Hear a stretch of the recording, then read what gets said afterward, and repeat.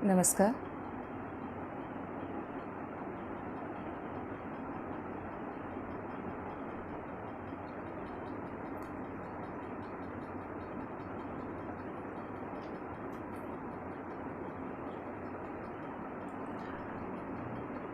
शाश्वत संस्कृति मंच पर आप सभी का मैं स्वागत करती हूँ, अभिनंदन करती हूँ। मैं लता सिन्हा ज्योतिर्मय, मुजफ्फरपुर बिहार से। यह मंच विशेष है, अद्भुत है, क्योंकि शाश्वत है और शाश्वत वही होता है जो सत्य होता है।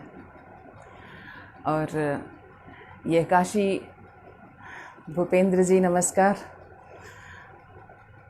स्वागत है। काशी विश्वनाथ की नगरी से यह मंच निश्चय ही मुझे बहुत ही आकर्षित कर गई। मेरे आराध्य शिव, जो कि विशेष है मेरे लिए, मेरी लेखनी की शक्ति है वह, मेरी कलम की रोशनाई है वह। शिव मेरे सब कुछ हैं। और आप सभी का स्वागत करती हूँ। प्रसन्न वदन चतुर्वेदी जी, नमस्कार जी। मैं अब सरस्वती वंदना से काव्य पाठ शुरू करना चाहूँगी।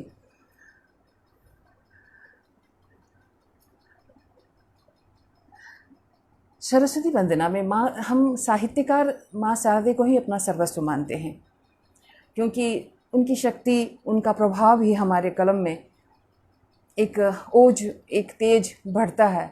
और मैं सबसे पहले उनको नमन करते हुए चंद पंक्तियाँ उनके चरणों में समर्पित करती हूँ, माँ सरस्वती को।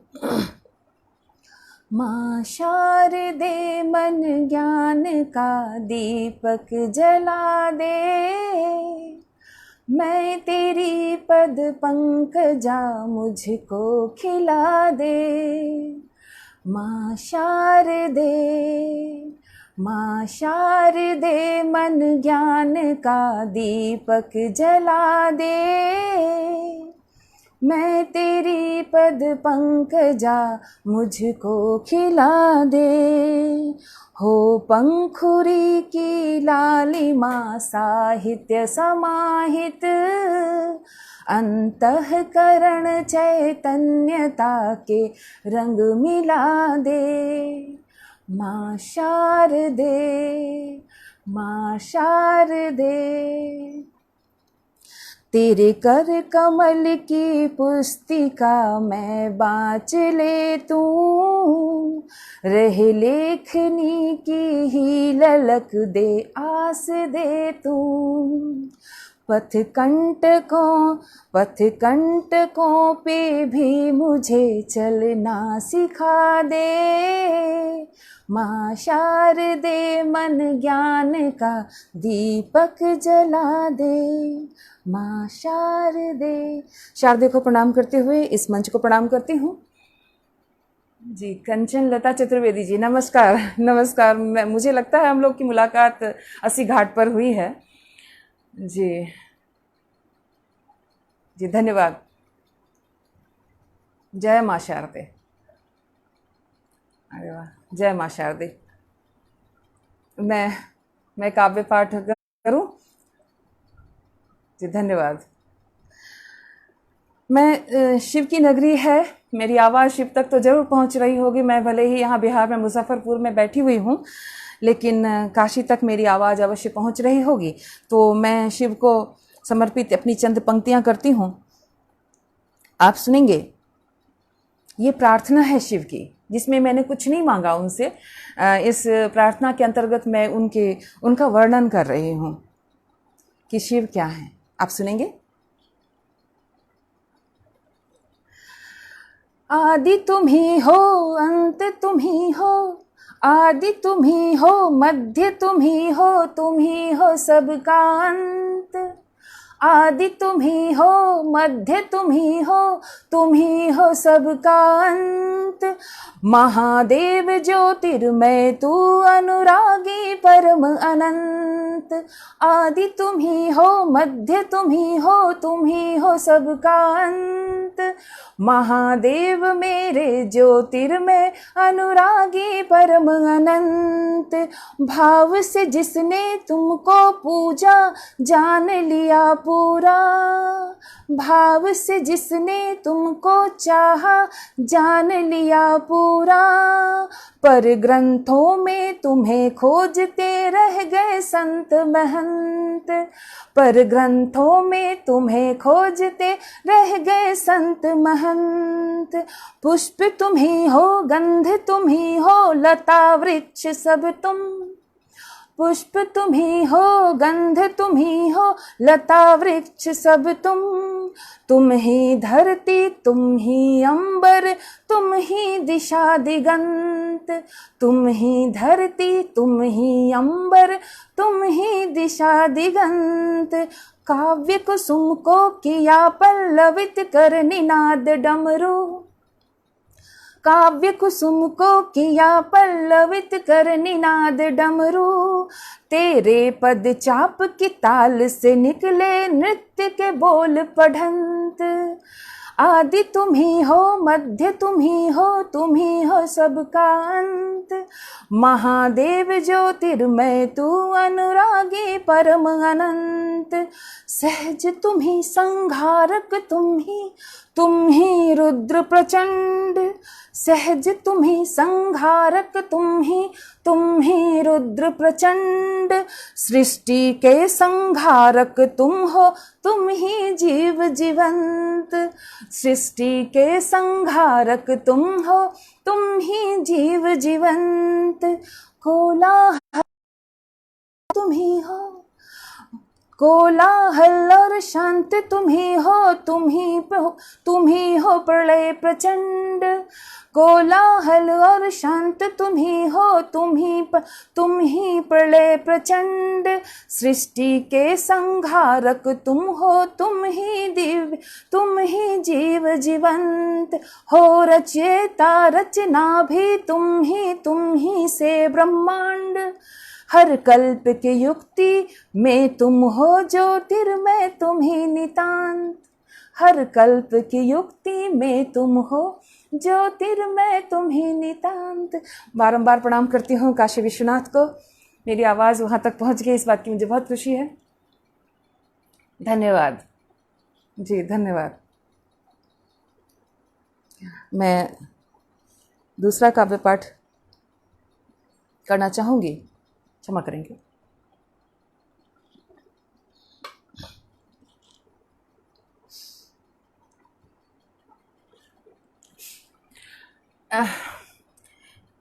ये मेरे काव्य लेखन का एक विधा है, मेरी एक सोच है कि मैं अपनी लेखनी को यह सोच करके लेके चलती हूँ कि ये जितना भी सब कुछ है, ये विश्व है, ब्रह्मांड है, ये धरती है, भारतवर्ष है, हम है, मानव जाति, ये सब के सब इसके पीछे परम ब्रह्म पिता परमात्मा का हाथ है।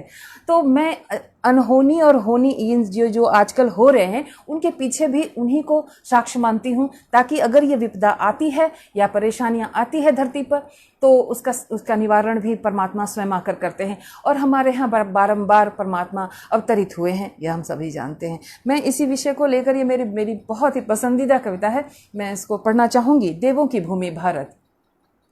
ये देवताओं की भूमि है भारत, ये बात मैंने कहने की कोशिश की है। जी, कंचन लता चतुर्वेदी जी, नमस्कार आपके फूलों के गुलदस्ते के लिए।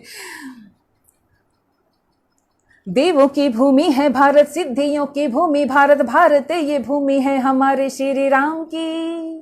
देवों की भूमि है भारत, सिद्धियों की भूमि भारत, भारत ये भूमि है हमारे श्री राम की। बारूद वो गोले ले आतंकी बने फिरते हो, याद रखना कि ये भूमि है परशुराम की। याद रखना कि ये भूमि है परशुराम की। उठाया कुठार हाथ करते वो रक्तपात, संहारक बन बैठे क्षत्रियों के जान की। उठाया कुठार हाथ करते वो रक्तपात, संहारक बन बैठे क्षत्रियों के जान की, वंशज उन्हीं के हम बाहुबलियों सा दम। याद रखना न माफी होगी नादान की, याद रखना न माफी होगी नादान की, यदा यदा धर्म की जो ग्लानि होगी भारत में, यदा यदा धर्म की जो ग्लानि होगी भारत में, अभ्युदय अधर्मी होके हानि करे मान की।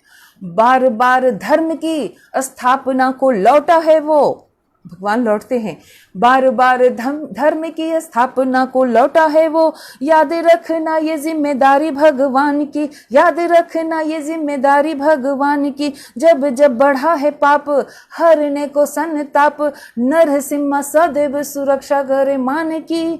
प्रगट हुआ जो धीर छाती को वो देगा चीर, प्रगट हुआ जो धीर छाती को वो देगा चीर। याद रखना तू त्राही माम करे प्राण की, याद रखना तू त्राही माम करे प्राण की।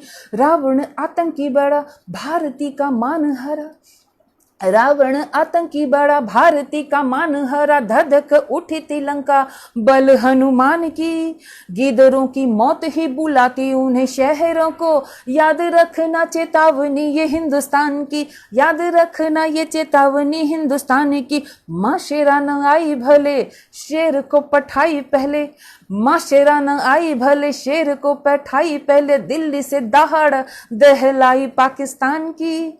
आजकल वो हमारे काशी से भी दहाड़ रहे हैं, वो हमारे प्रतिनिधि हैं, काशी विश्वनाथ के सेवक बन बैठे हैं हमारे, जो अब देश के प्रतिनिधि हैं। मैं उन्हीं का नाम सांकेतिक रूप में ले रही हूँ। माँ शेरा न आई भले शेर को पठाई पहले, दिल्ली से दहाड़ा दहलाई पाकिस्तान की। एक बार हुंकार पल में ही आर पार, एक बार हुंकार पल में ही आर पार। याद रखना कि ये लड़ाई होगी आन की, याद रखना कि ये लड़ाई होगी आन की। घाटी का न बन बाप राग न कोई अलाप, घाटी का न बन बाप राग न कोई अलाप। कश्मीर है भी क्या किसी के अब्बा जान की, ऐसी ना बजाओ बिन लाहौर भी लेंगे छीन, ऐसी ना बजाओ बिन लाहौर भी लेंगे छीन। याद रखना वो भूमि शिवाजी महान की, याद रखना ये भूमि शिवाजी महान की। रह रह के न छेड़ मेमने तू सोया शेर, रह रह के न छेड़ मेमने तू सोया शेर। जागते ही सामत आएगी पाकिस्तान की, भारती के आंचल को नोच के तो जा बैठा है। याद रखना कि वो भूमि भी हिंदुस्तान की, याद रखना कि वो भूमि भी हिंदुस्तान की, याद रखना कि वो भूमि भी हिंदुस्तान की। क्योंकि आपको मैंने अपनी सहमति से वो हिंदुस्तान का वो टुकड़ा काट के दे दिया है, और आप अब अति ना करें, यह मैं पाकिस्तान को चेतावनी दे रही हूँ मेरे परमात्मा की तरफ से। बहुत बहुत धन्यवाद आप सभी का, जी शुक्रिया। मैं दूसरा काव्य पाठ करती हूँ।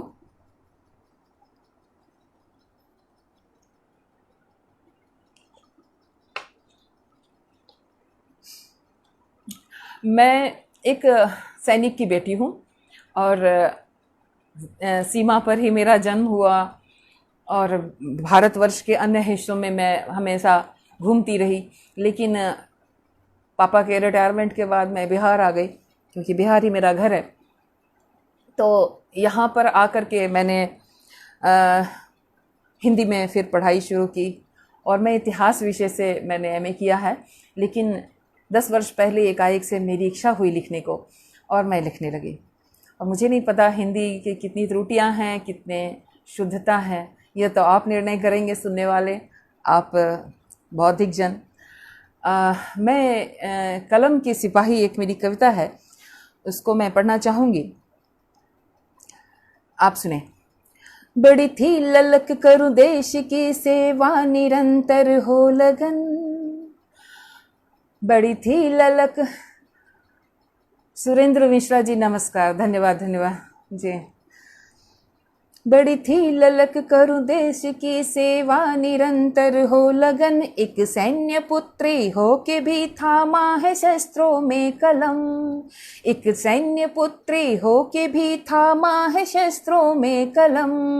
भले प्राण छोड़े देह लेकिन प्रण कभी होगा न भंग, भले प्राण छोड़े देह लेकिन प्रण कभी होगा न भंग, लेकर कलम शस्त्र हो निष्पक्षता लेखन के संग, निष्पक्षता लेखन के संग। इन सत्ता की गलियारों में मिली थी सिसकती भारती, इन सत्ता की गलियारों में मिली थी सिसकती भारती।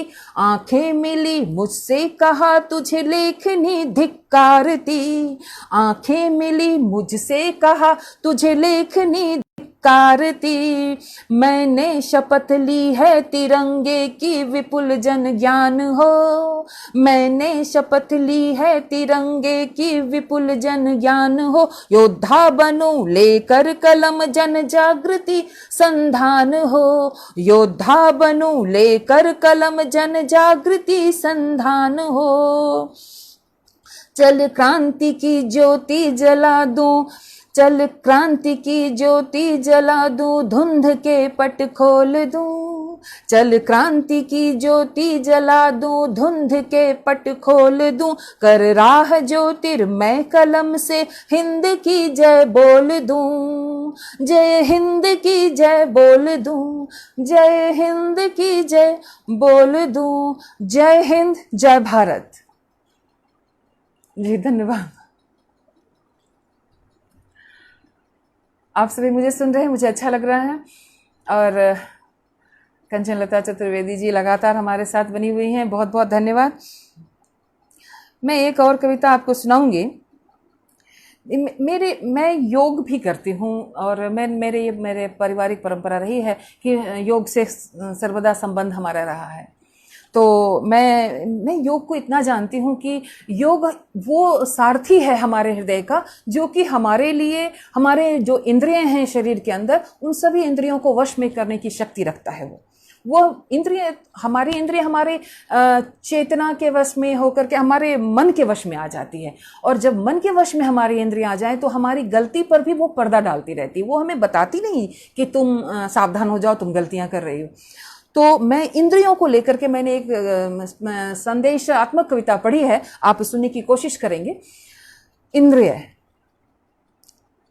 मन को तू अधीन ले ले, चेतना को सौंप दे। मन को तू अधीन ले ले, चेतना को सौंप दे। होश को सर्वस्व दे दे, वृत्तियों को रोक दे। मन को तू अधीन ले ले, चेतना को सौंप दे। होश को सर्वस्व दे दे, वृत्तियों को रोक दे। दौड़े इंद्रियों के अश्व खींच के लगाम ले, दौड़े इंद्रियों की अश्व खींच के लगाम ले। सारथी शिवा को दे, सारथी शिवा बने उसी का हाथ थाम ले। सारथी शिवा बने उसी का हाथ थाम ले। विचारों को तू कैद कर ले, विचारों को तू कैद कर ले, योग हेतु साध ले। विचारों को तू कैद कर ले, योग हेतु साध ले। संभल न खींच ले तुझे, संभल न खींच ले तुझे, ये मन के अश्व बांध ले। संभल न खींच ले तुझे, ये मन के अश्व बांध ले। जीवन की लंबी दौड़ है, जीवन की लंबी दौड़ है, विवेक से तू काम ले। जीवन की लंबी दौड़ है, विवेक से तू काम ले। कदम कभी डिगे ना, कदम कभी भी ना डिगे, जो योग शक्ति जान ले। कदम कभी भी ना डिगे, जो योग शक्ति जान ले। आनंद मन जो हो मगन, आनंद मन जो हो मगन, व्यथा का तू न नाम ले। सर्वस्व वश में हो तेरे, आनंद मन जो हो लगन, तू व्यथा का तू न नाम ले। सर्वस्व वश में हो तेरे, चैतन्यता से काम ले। चैतन्यता से काम ले। मैंने चैतन्यता इसलिए कहने की कोशिश की है कि हमारी जो मानव शरीर के अंदर जो हमारी चेतना होती है, उसी का सीधा संबंध परमेश्वर से होता है। परमेश्वर भगवान कहीं बाहर नहीं है, भगवान हमेशा हमारे हृदय के अंदर समाविष्ट है। और परमात्मा की तलाश में अगर हम बाहर घूम रहे हैं तो ये हमारी मूढ़ता है, हम इसे मूढ़ता ही कहेंगे। क्योंकि परमात्मा ने हमारे विश्व में सबसे, इस धरती पर क्या पूरे ब्रह्मांड में मनुष्य को सबसे उत्कृष्ट श्रेणी का जीव बनाया है। जिसे बोलने, समझने और कुछ नया करने के, अन्वेषण की उसके अंदर शक्ति है। तो हमारे जो मस्तिष्क में जो ये बहुत बड़ा एक जिसको कहते हैं कंप्यूटर होना, वो इतना बड़ा कंप्यूटर है जो सीधा संपर्क ब्रह्मांड की शक्ति से कर सकता है। तो हम बाहर क्यों भटक करके इधर उधर अपना ध्यान भटका रहे हैं और परमात्मा को खोज रहे हैं? वो हमारे अंदर है, और जैसे ही हम चैतन्यता को प्राप्त होते हैं तो परमात्मा से सीधा संपर्क हमारा होता है। ये मेरा व्यक्तिगत सोच है। हो सकता है की तलाश करता हूँ। मैं दूसरा काव्य पाठ करना चाहूँगी। जी धन्यवाद। समय का भी ध्यान रखना है हमें, मेरे पास अभी समय है। मैं एक कविता पढ़ना चाहूँगी। चलिए, मैं यह मेरे पति ने मुझे कहा आज कि आप यह तुम सुनाना जरूर, तो मैं एक कविता सुनाऊंगी, यक्ष प्रश्न। एक बार मैं नेपाल गई थी, जनकपुर, जहाँ पे राम का ससुराल है। तो उसी जगह पे जहाँ जनक जी जानकी का मंदिर है, और वहीं पर भारतीय दूतावास का भी कार्यालय है। वहीं पर हम लोगों का कार्यक्रम हुआ था, भारत के लोग गए थे, उसमें मुझे भी आमंत्रित किया गया था।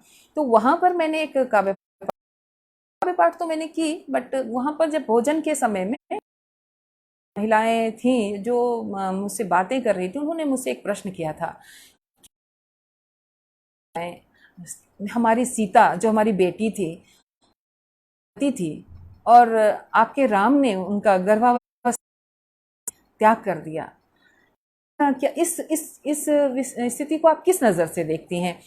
भारतीय हैं, भगवान हैं, बेटी थी। मुझे बहुत कचोटता रहा। और जब मैं दूसरी बार नेपाल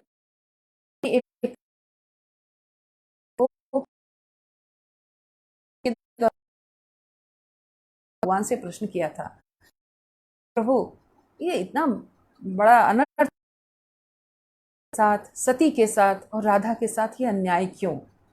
और मेरा यह प्रश्न था, मैंने उसे यक्ष प्रश्न का नाम दिया। मैं यह सुनाती हूँ। यह अतुकांत कविता है। मेरी लगभग सभी कविताएं तुकांत होती है, बट यह कविता मेरी अतुकांत है। आप सुनेंगे। यक्ष प्रश्न। आखिर क्यों? आखिर कोई तो कारण होगा, आखिर कोई तो कारण होगा। शिव ने सती का त्याग किया, आखिर कोई तो कारण होगा। सीता किसी के कहने मात्र से गर्भवती होते हुए भी त्यागी गई। आखिर क्यों कृष्ण ने राधा रानी के प्रेम का बहिष्कार किया? आखिर कौन सी असमर्थता थी जिसने कृष्ण के पांव बांध दिए, जो अनेकानेक वैवाहिक बंधन में बंधने से कहीं चूके नहीं, और राधा के आंसुओं से उनका हृदय पिघला था? वह कौन सी लीला थी? वह कौन सी लीला थी जिसमें प्रेम तो था परंतु पीड़ा की अनुभूति नहीं? वह कौन सी लीला थी जिसमें प्रेम तो था परंतु पीड़ा की अनुभूति नहीं? क्या जग कल्याण में सीता, क्या जग कल्याण में राधा, सीता और सती का कल्याण निहित नहीं? क्या देवियां इसलिए दोष युक्त साबित हुई कि उन्हें देवतुल्य पुरुष से न केवल प्रेम अपितु प्रेमा शक्ति थी, हृदय से मनमीत के लिए भक्ति थी? हे देव मेरे महादेव, मैंने महादेव से प्रश्न किया है। हे देव मेरे महादेव, कुछ तो बोलो। आज एक नारी जो पुरुष प्रधान परिवेश में बना दी गई है बेचारी, वो आवाज उठा रही है उन विसंगतियों के विरुद्ध जिसे देवाधिपतियों ने दे दी थी मान्यता। वंचित कर दिया था उन्हें उन अधिकारों से जिसके अधीन होकर वह कर सकती थी आत्मरक्षा। परंतु यह कैसा उदाहरण, परंतु यह कैसा उदाहरण जो कर रहा नारी की कोमल भावनाओं का हनन, परंतु यह कैसा उदाहरण जो कर रहा नारी की कोमल भावनाओं का हनन। हे स्वामी तुम अंतर्यामी होकर भी ना समझ पाए, हे स्वामी तुम अंतर्यामी होकर भी न समझ पाए प्रत्येकता हृदय की वह पीड़ा जिसे व्यक्त करने हेतु कोई शब्द अब तक सरस्वती ने भी नहीं रचे। वह हृदय की वेदना, बहिष्कृत आंखों के आंसू, प्रत्यक्त अधरों की अकुलाहट और विह्वल हृदय की छटपटाहट, जिसे पढ़ पाना ही नहीं व्यक्त कर पाना भी था असंभव, जिसे पढ़ पाना ही नहीं व्यक्त कर पाना भी है असंभव। पर तुम कर सकते थे संभव, एक बार आकर राधे को हृदय से लगाकर जिस भरी सभा में सीते का वर्ण किया था, उसी भरी सभा में जानकी का पक्षधर बनकर, अग्नि के फेरे संग उंगली थामे अग्नि परीक्षा देकर, सती को पुनः बाम अंग आरूढ़ कर, पर तुम्हें हुआ पाश्चाताप, पर तुम्हें हुआ पाश्चाताप, जानकी के पर तुम्हें हुआ पाश्चाताप, जानकी के धरती में समाने के बाद, सती के स्व आहुति और राधा रानी के विलीन हो जाने के बाद। क्या महादेवी होना स्व आहुति है? क्या महादेवी होना स्व आहुति है? वह नारी स्वरूपा क्या हर बार ही मृत्यु दंश झेलेगी? शिव को देवी के दोष बताने ही होंगे, शिव को देवी के दोष बताने ही होंगे, प्रत्यक्त हृदय की पीड़ा समझनी ही होगी। यह दंश आखिर क्यों? यह दंश आखिर क्यों? सदैव महादेवी अभिशापित क्यों? यह दंश आखिर क्यों? सदैव महादेवी अभिशापित क्यों? अगर राम पुरुषोत्तम थे तो वास्तविकता का त्याग कर सोने की सीता क्यों? अगर राम पुरुषोत्तम थे तो वास्तविकता का त्याग कर सोने की सीता क्यों? धरती में समाते ही फिर वह विलाप क्यों? धरती में समाते ही फिर वह विलाप क्यों? जब त्याग ही दिया था राधे को तो फिर हृदय में स्थान क्यों? जब त्याग ही दिया था राधे को तो फिर हृदय में स्थान क्यों? आखिर क्यों? आखिर अगर शिव निष्ठुर थे तो सती के शव को ढोया क्यों? अगर शिव निष्ठुर थे तो सती के शव को ढोया क्यों? अगर वह वैरागी अनुरागी नहीं तो फिर यह संवेदनाएं क्यों? अगर वह वैरागी अनुरागी नहीं तो फिर यह संवेदनाएं क्यों? इस यक्ष प्रश्न के उत्तर देने ही होंगे उन देवों को, महादेव को देवी की अंतः वेदना समझनी ही होगी। उन्होंने अनदेखी की है, उन्होंने अनदेखी की है सती की पीड़ा। उन्हें अनुभव करना ही होगा हृदय का वह ताप जिसमें सती झुलसती रही, परित्याग की वह वेदना जिसमें जानकी प्रतिपल व्याकुल हो रोती रही, विरह में राधा विह्वल हो रोती रही, क्योंकि हर बार दोषी देवी नहीं, अब की दोष महादेव हैं, स्वयं महादेव। हाँ, मेरे महादेव। बहुत बहुत धन्यवाद जी। शिव प्रकाश पांडे, हाँ भाई, बहुत बहुत धन्यवाद। आप लोग सब कोई शामिल हैं, मुझे सुन रहे हैं, धन्यवाद। प्रसन्न वदन चतुर्वेदी जी, बहुत बहुत धन्यवाद। मैं समझती हूँ मेरा समय अभी है 2-3 मिनट बाकी मैं भूल जाती हूँ काव्य पाठ के समय में कि मुझे और कितना कुछ पढ़ना है। और मैं पढ़ना चाहूँगी एक छोटी सी कविता। मैं वैसे गज़ल लिखती नहीं हूँ, बट मैंने एक छोटी सी गज़ल लिखी है, आप सुनने की कोशिश करेंगे। पता नहीं कैसा है, मुझे आता नहीं लिखने, बट मैंने लिखी है और आप निर्णय करें सही या गलत। तेरी आरज़ू। हाँ, मैं प्रायः अपनी कविताओं में उर्दू के शब्द या कोई भी अन्य शब्द हिंदी को छोड़ करके बहुत कम ही कोशिश करती हूँ कि मैं उर्दू के कोई भी शब्द या अन्य शब्द शामिल कर सकूं। लेकिन मैंने इस चूँकि गज़ल है तो इसमें कुछ शब्द शामिल किए हैं मैंने, आप सुनेंगे। तेरी आरज़ू। हाँ, मुझे बस तेरी आरज़ू है, मैं जिधर देखती तू ही तू है। हाँ, मुझे बस तेरी आरज़ू है, मैं जिधर देखती तू ही तू है। मन के अंधियार को तू मिटाता, मेरे आकाश का नीलापन है। रेत सी तप रही थी बिछड़ कर, दिल की धरती पे झुकता गगन है। दूर पंछी सा मैं उड़ती जाऊं, दूर पंछी सा मैं उड़ती जाऊं। मेरी परवाज़ का राज तू है, हाँ मुझे बस तेरी आरज़ू है। हाँ, मुझे बस तेरी आरज़ू है। इस नयन झील में तैरता जो श्वेत हंसा का तू बाकपन है। इस नयन झील में तैरता जो श्वेत हंसा का तू बाकपन है, मैं तेरी हंसनी मन समाऊं, तू ही जन्मों से मेरा सनम है, मैं तेरी हंसनी मन समाऊं, तू ही जन्मों से मेरा सनम है।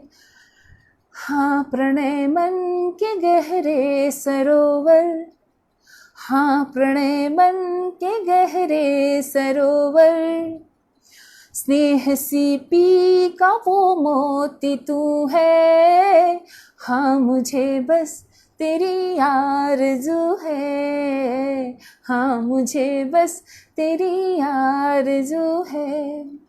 तू भले हो कहीं इस जहां में, इन सितारों से मैं पूछ लूंगी, तू भले हो कहीं इस जहां में, इन सितारों से मैं पूछ लूंगी।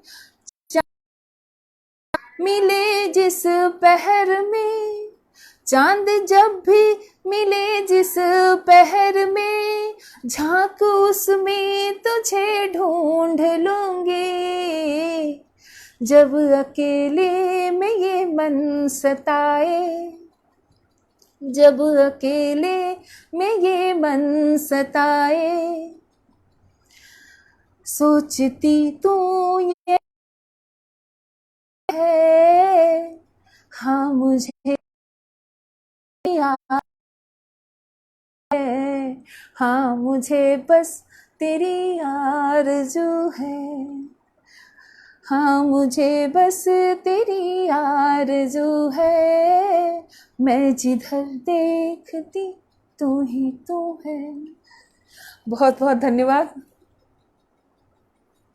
हाँ आप लोगों ने मेरी गज़ल सुनी, पता नहीं मुझे हाँ धन्यवाद।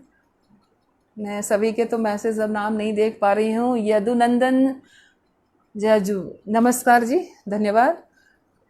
कंचन लता जी आप लगातार हैं, प्रसन्न वदन जी आप भी लगातार हैं। सुरेंद्र मिश्रा जी नमस्कार, आपका अभिनंदन है। अब तो समय अवधि मेरे जो निर्धारित समय अवधि मेरी समाप्त होने चली, अब मैं विदा चाहूँगी, क्या इजाज़त है तो मैं चलूँ? जी महेंद्र तिवारी जी नमस्कार। देवेंद्र कुमार पांडे जी बहुत बहुत धन्यवाद, आप लोगों ने धन्यवाद, बहुत सुंदर, बहुत बहुत धन्यवाद। तो विदा चाहती हूँ, नमस्कार। फिर काशी की नगरी में मुझे आह्वान किया जाएगा 10 number. Thank you so much. मुझे जब भी आप आमंत्रित करेंगे मैं फिर से अपने कुछ शब्दों के पुष्प लेकर महादेव के चरणों में समर्पित करने अवश्य पधारूंगी। बहुत बहुत धन्यवाद।